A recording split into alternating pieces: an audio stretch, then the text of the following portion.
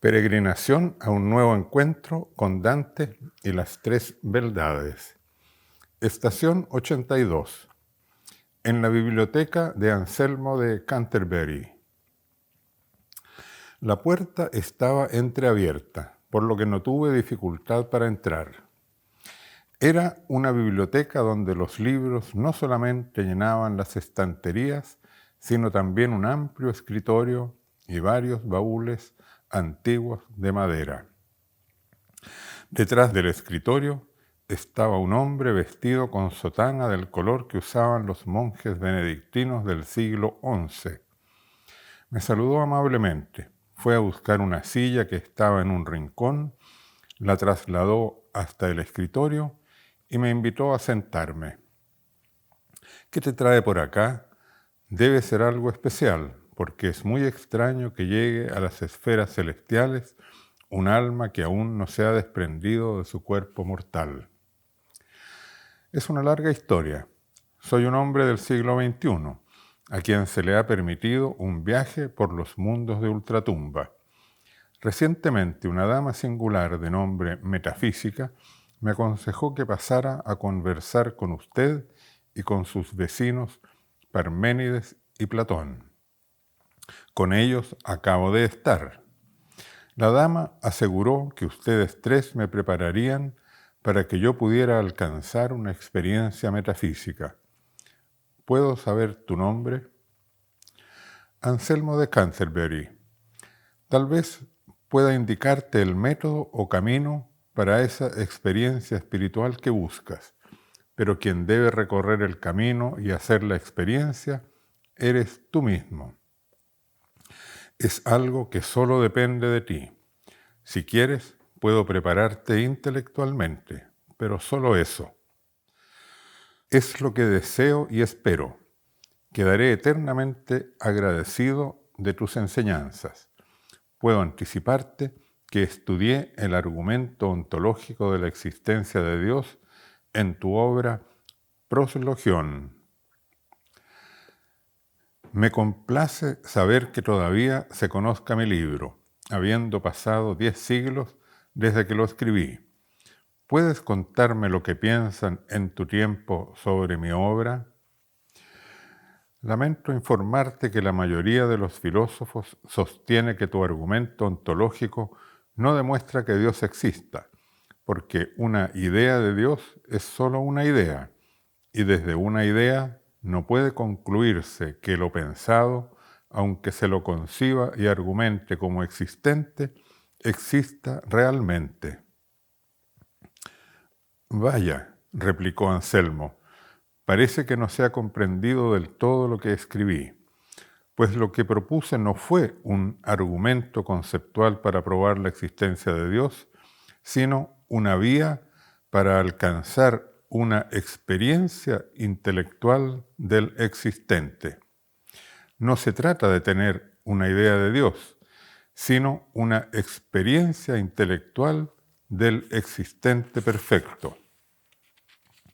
Mi amiga y maestra metafísica, quien te aconsejó que vinieras a verme, no habla de un saber metafísico que se pudiese enseñar conceptualmente, sino de una experiencia metafísica, que es algo muy distinto. Lo que me explicas, dije, aclara admirablemente el punto, pero me surge un interrogante. Cuando hablas de experiencia intelectual, ¿no se trata acaso de conceptos, juicios y razonamientos, que es lo que hacemos con el intelecto? Como yo lo entiendo, respondió Anselmo, de lo que se trata es de llevar el intelecto mediante su operación cognitiva hasta el límite de sus capacidades naturales, llegando en tal extremo hasta un umbral, una cima, desde donde se atisba la otra orilla. A esta cima se puede acceder por distintas vías, y una de ellas es la del intelecto. Enséñame, pues, esa vía que es el mayor de mis anhelos. Es un proceso largo, que puede durar algunas horas o acaso días, y a veces incluso la vida entera de un ser humano. Mas, como aquí en las esferas celestiales el tiempo no transcurre, te iré orientando de modo que vayas pasando sin tiempos determinados por las sucesivas etapas del itinerario intelectual necesario. Pero has de ser tú mismo quien realice los ejercicios del intelecto que te iré indicando. Estoy pronto y me siento animado y capaz de hacer lo que me digas. Comienza, pues, cerrando los ojos, poniéndote interiormente en silencio y despejando tu mente de toda inquietud, interés y deseo que te apremie. Olvida también o pon entre paréntesis tus estudios anteriores y no temas fracasar, pero tampoco tengas miedo a los cambios que se producirán en tu vida si la experiencia que vas a iniciar resulta exitosa. Así lo hice, mientras la voz suave y armoniosa de Anselmo me transportaba a lugares amenos que ya conocía. Es de noche, estás ante la inmensidad del mar, la grandiosidad del firmamento, la fuerza del viento. Sientes surgir en tu conciencia una emoción profunda, sobrecogedora. Sí, la siento. Ante la belleza de un paisaje que te maravilla, ante la infinita variedad de plantas, insectos y animales de toda especie, ante la magnificencia de la naturaleza, desde el cosmos inmenso hasta la estructura infinitesimal de la materia y la infinita multiplicidad de la vida, ante la sonrisa inocente y la vivacidad de un niño. ¿No te parece estar interiormente movido a sentir la existencia como un don recibido? Sí, lo estoy. Ante la extensión infinita, la hondura insondable, la variedad interminable, la belleza sublime y la armonía que todo lo unifica, ¿no te sientes obligado a reconocer un misterio que te trasciende? Sí, lo reconozco. Y aún más extraordinario que esa multitud de formas, colores, sonidos, armonías, movimientos y cosas, es el hecho supremamente admirable de que todo ello existe, con una existencia que parece inherente a las cosas mismas. Haz esta experiencia. No sientas, no imagines, no pienses en una cosa u otra. Concéntrate solamente en intuir el hecho de que existen. Captas la existencia, la sola existencia de las cosas, sin sentir, ni imaginar, ni pensar en una u otra cosa o cualidad de ellas. Sí, respondí no sé cuánto tiempo después. Si captaste la existencia, habrás sentido un gozo inmenso. Así fue, respondí. Entonces, abre los ojos y escúchame.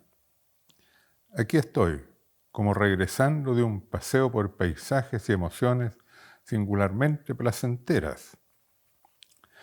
Ahora, dime si la razón inteligente no te lleva a pensar que, necesariamente, nada de lo que viste y sentiste es perfecto.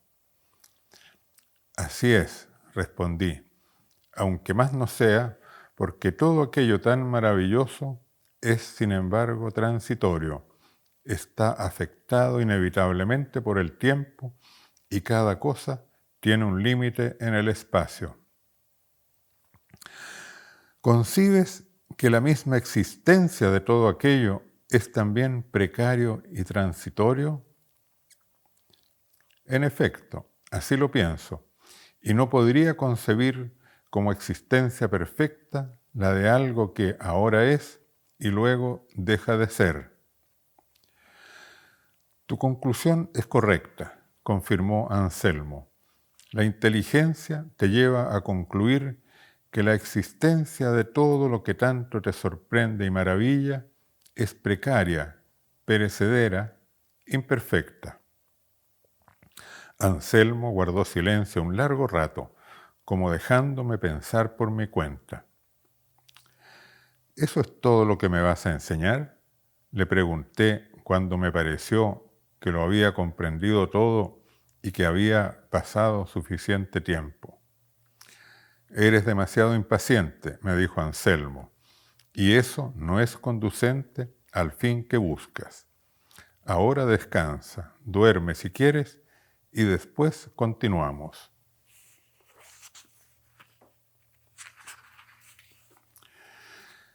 Estación 83. Experiencia de la existencia. Creo que me dormí, pues no advertí cómo habíamos pasado de la luz declinante de la tarde a la luz emergente de la madrugada que entraba por la ventana.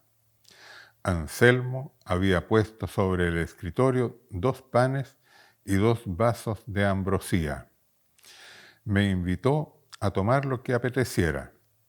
Enseguida me preguntó si estaba listo para continuar la experiencia, lo cual confirmé con voz decidida.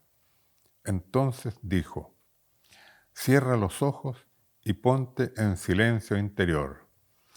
Vuelve tu atención hacia lo que encuentres en tu conciencia: recuerdos, sentimientos, aspiraciones, opiniones, convicciones, creencias, ideas. Todo eso constituye tu mundo interior, existe solo allí, y es distinto al mundo exterior que percibes con la vista, el oído, el olfato, el tacto, el sabor, el cuerpo. Seguramente te parece que nada de lo que tienes en tu conciencia tiene la consistencia de las cosas exteriores, porque no son materiales. Las ideas, las emociones, las creencias aparecen y desaparecen en tu conciencia. Algunas se pierden y otras regresan. Todas cambian más rápidamente que las cosas que observas en tu entorno. Y, sin embargo, en alguna forma desconocida, todo eso que encuentras en tu conciencia existe y puedes actuar sobre ello con tu intelecto y con mayor libertad de cuanto lo haces en el mundo exterior. Pon atención a la existencia cambiante, no a lo que cada una de ellas significa o representa, sino al hecho puro de que existen en tu conciencia. No es fácil, toma el tiempo necesario. Anselmo guardó silencio, dándome tiempo para experimentar lo que me había indicado.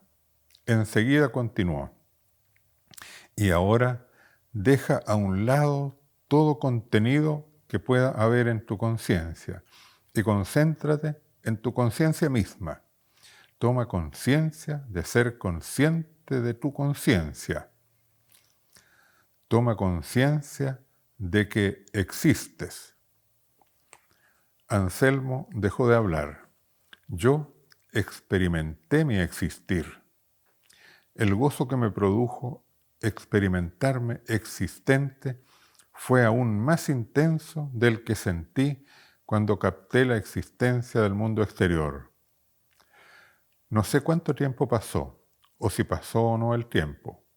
Cuando abrí los ojos, Anselmo sonreía con los ojos cerrados. No me atreví a interrumpirlo. Fue él quien finalmente me habló. Dime si tu existencia, que tanto gozo te produjo, la experimentaste con mayor o con menor intensidad que la existencia de las cosas exteriores que sentiste en el ejercicio anterior. Mayor, sin duda. ¿Piensas que es la tuya una existencia perfecta? No ciertamente, pues temo perderla. Bien, Procedamos ahora a un tercer ejercicio. ¿Estás dispuesto? Sí, Señor, lo deseo intensamente. Bien, cierra los ojos y ponte en silencio, pero mantén muy despierto tu intelecto porque vamos a razonar. ¿Recuerdas que afirmaste que la realidad exterior, esas maravillas que percibes con los sentidos, no es perfecta porque la existencia de ellas la experimentaste precaria y transitoria, sujeta al tiempo que pasa? Lo recuerdo y lo confirmo. Y afirmaste que tu propia conciencia autoconsciente, cuya existencia experimentaste con gran gozo, es también imperfecta, porque temes perderla, ¿verdad? Es verdad. Dime, ahora que ya sabes qué significa ser imperfecto, ¿cómo sería algo que merezca que lo llames perfecto? Lo perfecto no tendría límites, no sería afectado por el tiempo, no tendría principio ni fin, tendría que ser eterno y no depender de nada distinto de él mismo, absoluto, total, inconmovible, completo. Al decir esto, me di cuenta de que estaba repitiendo las palabras que me dijo Parménides, con quien me encontré anteriormente. Dime ahora y piensa bien tu respuesta. Si ese ser perfecto no existiera, ¿sería perfecto? Ciertamente no. Sería más imperfecto que una simple piedra, porque ésta existe, y ese ser perfecto ni siquiera existiría. Si no existiese, lo perfecto que he concebido no sería perfecto, pues el existir es sin duda una perfección de la cual un ser perfecto no podría carecer. Yo no te pido, concluyó Anselmo, que de estos razonamientos saques la conclusión de que el ser perfecto existe porque no puede ser pensado como inexistente. Lo que te sugiero es que concentres tu intelecto y lo lleves al límite de sus capacidades, no para formular un concepto de la existencia que no puede ser conceptualizada, sino para que tengas quizás una experiencia intelectual, intuitiva, de un existente absoluto. El gozo que produce esa experiencia metafísica es superior a todo lo que pudieras desear. Lo que entonces me ocurrió no lo puedo narrar, porque no tengo palabras para expresarlo. Solamente sé decir que el gozo que experimenté fue muchísimo mayor del que tuve al experimentar mi propia existencia. Salí de la habitación de Anselmo exultando. Metafísica me esperaba en su alcoba y me entregué a ella en cuerpo y alma. Estación 84. Encuentro con Henri Bergson. Sabiduría esperó pacientemente que yo saliera de la habitación de metafísica. Sin preguntarme cómo había sido la experiencia recién tenida, me dijo que era llegado el momento de acceder a una esfera superior, donde el conocimiento se me daría aún más luminoso. Esto me sorprendió sobremanera, pues la experiencia metafísica fue para mí tan elevada y excelsa que no cabía en mi mente siquiera imaginar que por el camino del conocimiento fuera posible alcanzar alturas superiores. En la cuarta esfera celeste hacia la cual llegó la hora de volar, dijo mi maestra, encontrarás inteligencias magníficas cuyo pensamiento los llevó a intuir el significado, la dirección y el sentido del fluir de la materia, la vida, la conciencia y el espíritu, y que alcanzaron el conocimiento del fin hacia el cual tiende todo lo existente. El solo anuncio de que tal conocimiento pudiera estar a mi alcance me hizo exultar de entusiasmo, por lo que me acerqué a Sabiduría y la tomé del brazo, esperando que procediera sin tardanza a emprender conmigo el vuelo. No me di cuenta de cómo subimos, pero al advertir que la belleza de mi maestra era aún mayor de cuanto la había visto hasta entonces, supuse que habíamos llegado al destino luminoso que me había anunciado. Como venía de estar con hombres antiguos, me sorprendió encontrar sabios modernos. El primero fue un científico, filósofo y escritor francés, ganador del Premio Nobel de Literatura y autor de muchos libros de gran fama en el mundo entero. Henri Bergson, tal era su nombre, se acercó a mí y amablemente ofreció enseñarme. Me dijo que, para no cansarme, mostraría lo esencial de su pensamiento en breve síntesis y sin que fuera necesario exponer los detalles del largo camino de investigación y búsqueda que lo condujo poco a poco a la mística intuición de la verdad del universo. Dime, lector, si no es uno como él el ideal de enseñante que todo estudiante quisiera tener. Tuve la fortuna de encontrarlo y tienes tú la suerte de leer en pocas páginas lo que aprendí de un sabio maestro. La existencia de la que estamos más seguros y que mejor conocemos, comenzó explicando, es indiscutiblemente la nuestra, porque de todos los demás objetos tenemos nociones que pueden considerarse como exteriores y superficiales, en tanto que nosotros nos intuimos y conocemos a nosotros mismos interiormente, profundamente. ¿Qué constatamos y cuál es, en este caso privilegiado, el sentido preciso de la palabra existir? Me doy cuenta, primero, de que paso de un estado a otro. Tenga calor o frío, esté alegre o esté triste, trabaje o no haga nada, miro a lo que me rodea o pienso en otra cosa. Sensaciones, sentimientos, voliciones, representaciones. He aquí las modificaciones entre las que se reparte mi existencia y que la colorean alternativamente. Buscando qué sentido preciso da nuestra conciencia a nuestro existir, encontramos que existir consiste en cambiar, cambiar madurando, madurar creándose indefinidamente a sí mismo. Lo mismo puede decirse de la existencia en general. El universo dura y cambia.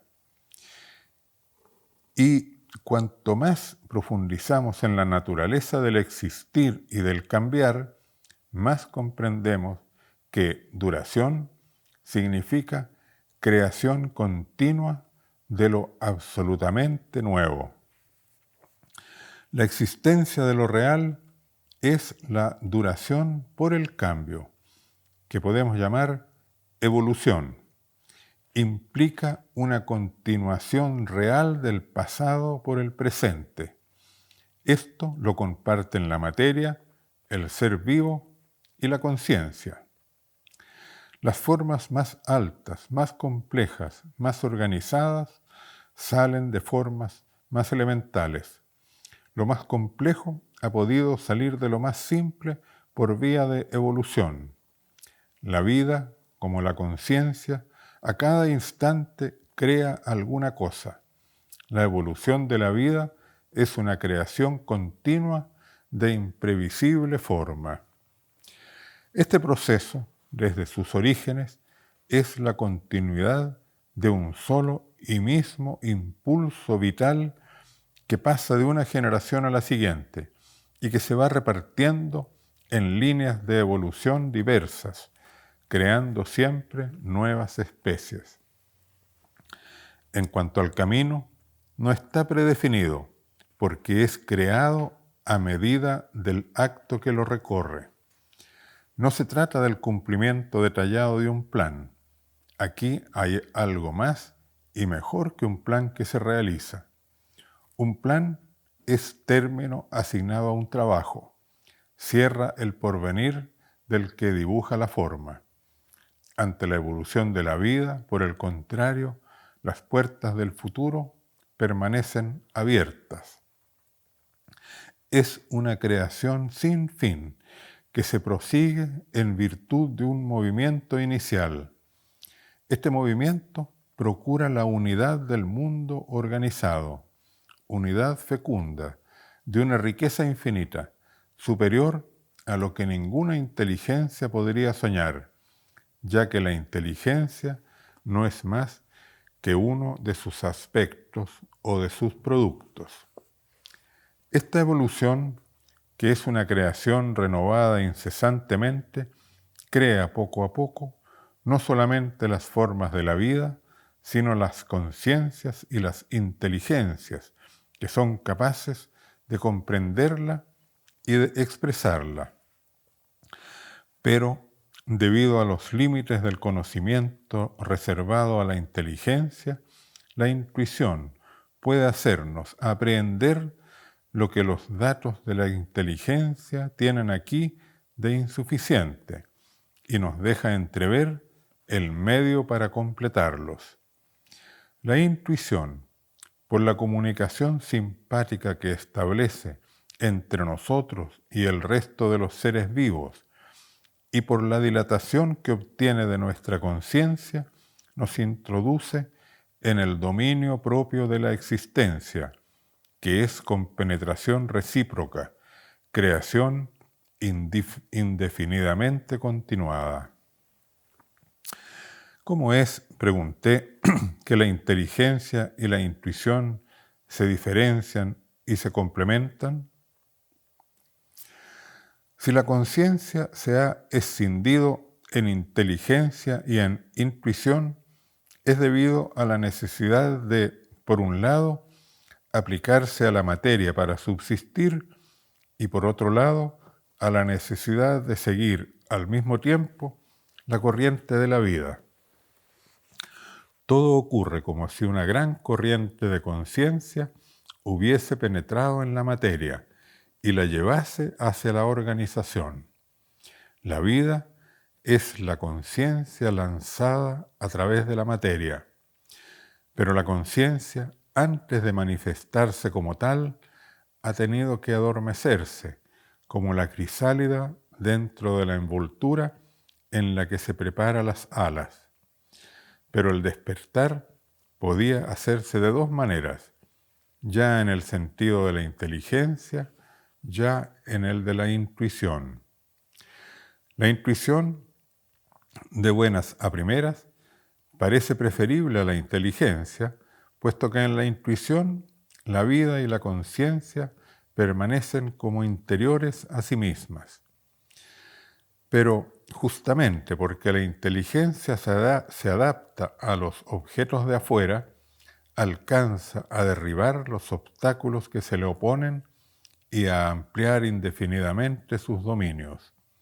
Una vez liberada, puede replegarse en su interior y despertar las virtualidades de intuición que todavía dormitan en ella. En resumen, si quisiéramos expresarnos en términos de finalidad, diríamos que la conciencia, después de haber sido obligada para liberarse a sí misma a escindir la organización en dos partes complementarias, vegetales de una parte y animales de otra, ha buscado en el mundo animal una salida en la doble dirección del instinto y de la inteligencia. No la ha encontrado con el instinto y no la ha obtenido por el lado de la inteligencia más que por un salto salto del animal al hombre. De suerte que, en último análisis, el hombre sería la razón de ser de la organización entera de la vida sobre nuestro planeta. Detuve al expositor porque no me resultaba fácil seguir el hilo de sus ideas. Esperando me confirmara si lo había comprendido, resumí lo que me pareció esencial en su pensamiento.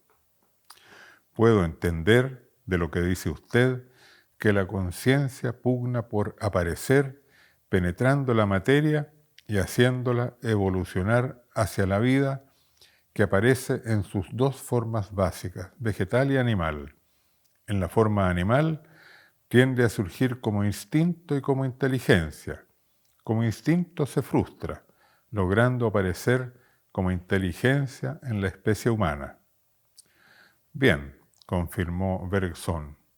Concentrémonos ahora y busquemos en lo más profundo de nosotros mismos el punto en que nos sentimos más interiores a nuestra propia vida, o sea, más conscientes.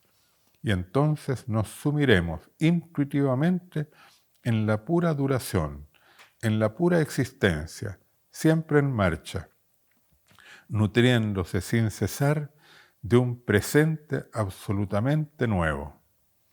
Y allí sentimos que se alarga hasta su límite extremo el resorte de nuestra voluntad, que no es otro que la espiritualidad, y que desborda a la inteligencia que aparece desde ahí como una función especial del espíritu volcado al conocimiento y a la creación. Comprendemos, nos damos cuenta de que la realidad es un crecimiento perpetuo, una creación que se prosigue sin fin. Nuestra propia voluntad cumple este milagro. Toda obra humana que encierra una parte de invención, todo acto voluntario que encierra una parte de libertad, todo movimiento de un organismo que manifiesta espontaneidad, trae al mundo algo nuevo. En la composición de una obra genial, lo mismo que en una simple decisión enteramente libre, alargamos hasta el máximo el resorte de nuestra actividad y creamos así lo que no habría podido darnos ninguna reunión pura y simple de materiales. Ciertamente, la vida que evoluciona en la superficie de nuestro planeta está ligada a la materia. Si fuese pura conciencia, y con más razón supraconciencia, sería pura actividad creadora.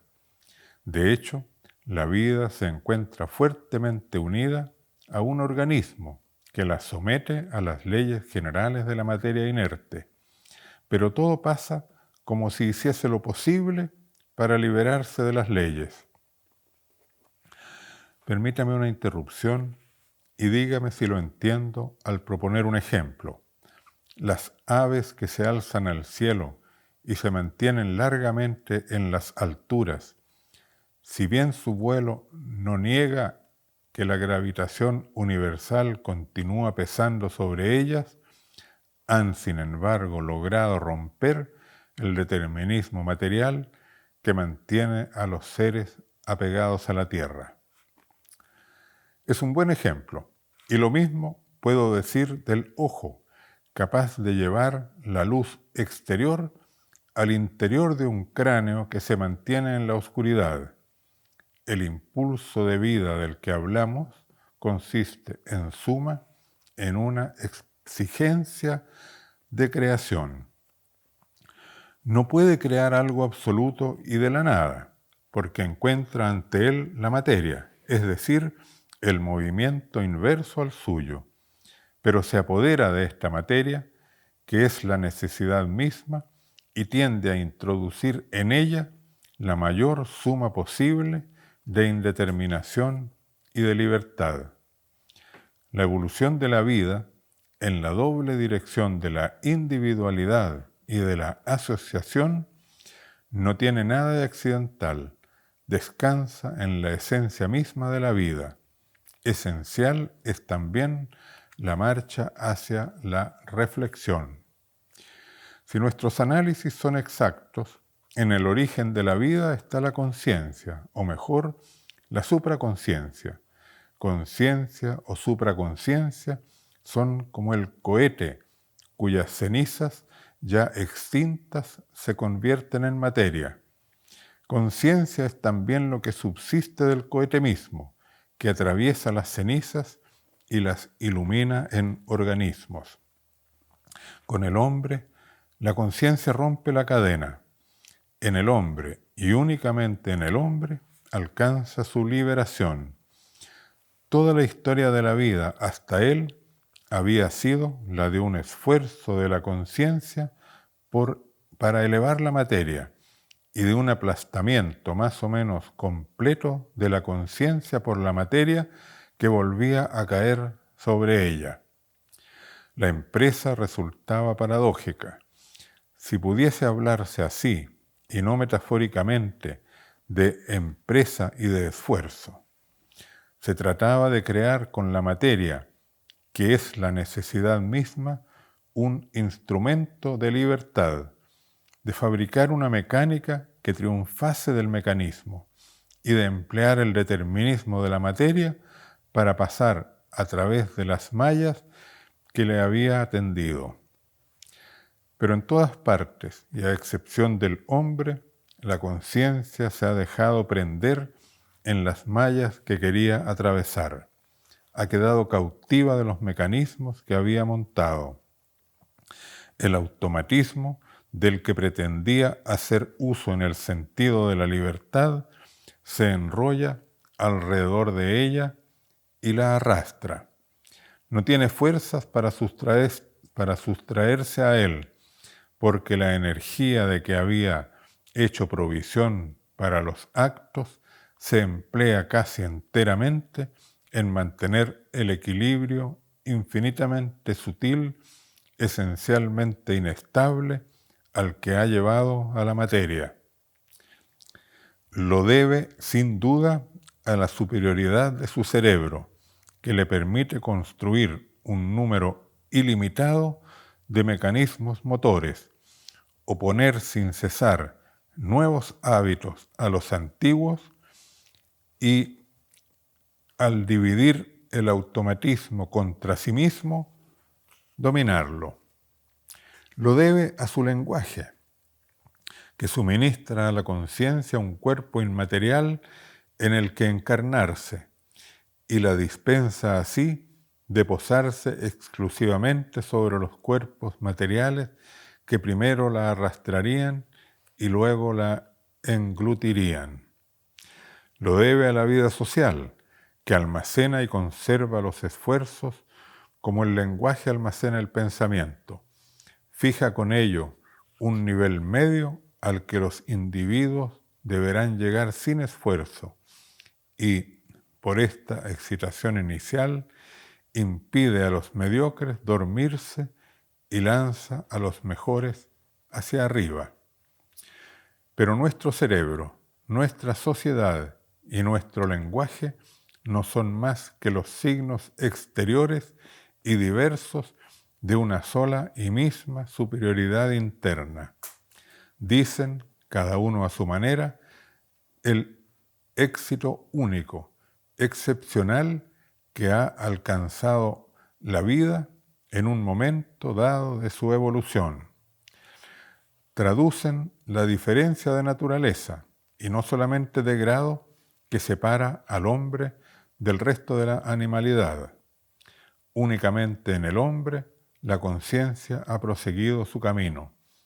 El hombre continúa, pues, indefinidamente el movimiento vital, aunque no arrastre con él todo lo que la vida llevaba en sí. ¿Es acaso la filosofía la que nos permite comprenderlo? Inquirí. Sí, pero no se trata solamente de comprensión. La filosofía nos introduce de este modo en la vida espiritual y nos muestra al mismo tiempo la relación de la vida del espíritu con la del cuerpo. El gran error de las doctrinas espiritualistas ha sido creer que aislando la vida espiritual de todo lo demás, suspendiéndola en el espacio lo más lejos posible de la tierra, la pondrían al abrigo de todo ataque, como si con ello no la expusieran a que la considerásemos como un simple espejismo. Ciertamente, tienen razón al escuchar la conciencia cuando la conciencia afirma la libertad humana. Tienen razón al creer en la realidad absoluta de la persona y en su independencia frente a la materia. Tienen razón cuando atribuyen al hombre un lugar privilegiado en la naturaleza y afirman que hay infinita distancia entre el animal y el hombre. Pero la historia de la vida nos hace asistir a la génesis de las especies por vía de la transformación gradual que lleva al surgimiento del hombre en la animalidad. Entonces interviene alarmado: ¿no existe posibilidad de supervivencia del espíritu que permanecerá siempre atrapado en la materia? Puesto que un poderoso instinto proclama la supervivencia probable de la persona después de la muerte, tienen razón los espiritualistas en no cerrar sus oídos a esta voz. Pero si es que existen almas capaces de una vida independiente, hay que preguntarse de dónde vienen, cuándo, cómo y por qué entran en este cuerpo que vemos con nuestros ojos y salir con toda naturalidad de una célula mixta que proviene de los cuerpos paternos. Todo esto quedaría sin respuesta si una filosofía de la intuición se negare a la ciencia, y tarde o temprano sería también barrida por ésta, si no se decide a ver la vida del cuerpo allí donde realmente se encuentra, esto es, en el camino que lleva a la vida del espíritu. Así se crean sin cesar almas que, no obstante, en un cierto sentido preexistían. No son otra cosa que los arroyuelos entre los que se reparte el gran río de la vida que corre a través del cuerpo de la humanidad. Al modo como el más pequeño grano de polvo es solidario de nuestro sistema solar, arrastrado por él en ese movimiento indiviso de descenso que es la materialidad misma, así todos los seres organizados, desde el más humilde al más elevado, desde los orígenes de la vida hasta los tiempos actuales, en todos los lugares y en toda ocasión, no hacen más que presentar a nuestros ojos un impulso único, inverso al movimiento de la materia y, en sí mismo, indivisible. Todos los seres vivos se atienen a este impulso y todos también ceden al mismo formidable empuje. El animal se apoya en la planta, el hombre cabalga sobre la animalidad, y la humanidad entera, en el espacio y en el tiempo, es un inmenso ejército que galopa al lado, delante y detrás de cada uno de nosotros en una carga arrolladora capaz de derribar todas las resistencias y de franquear numerosos obstáculos, incluso quizá la muerte. Entonces, lo absoluto se revela muy cerca de nosotros y en cierta medida en nosotros. Vive con nosotros, vive como nosotros, pero se encuentra infinitamente más concentrado y más recogido en sí mismo. El impulso vital, la energía creadora, es la fuente de la experiencia mística, que así queda perfectamente engarzada y legitimada dentro del universo. Materia, vida, conciencia y espiritualidad participan de una unidad esencial. El místico mantiene su identidad personal, pero está unido con el esfuerzo creador y participa en él. La experiencia mística es el intento de acceder al primer empujón vital que originó toda inteligencia e intuición, queriendo gozar de una visión global de la vida. Así, el místico está religado al universo e impulsado a la acción. Su vocación es conectar con el inmenso impulso que llena el universo y propagarlo más. La mística es la culminación de la vida. Al final de mis investigaciones y reflexiones, Santa Teresa y San Juan de la Cruz me hicieron comprender que la mística es el progreso del espíritu humano en busca de alcanzar la unión con Dios, que el éxtasis es ese estado indefinible de gozo, pero no en el sentido ordinario de la palabra, sino la vivencia de una comunión, de un contacto con la divinidad, un estado del alma que se acompaña muy visiblemente de una inteligencia superior de las cosas. Cuando Bergson dio por terminada su explicación y comenzaba a retirarse, levanté la mano, como hace un escolar cuando desea preguntar al profesor. El hombre se acercó a mí, mostrándose dispuesto a conversar.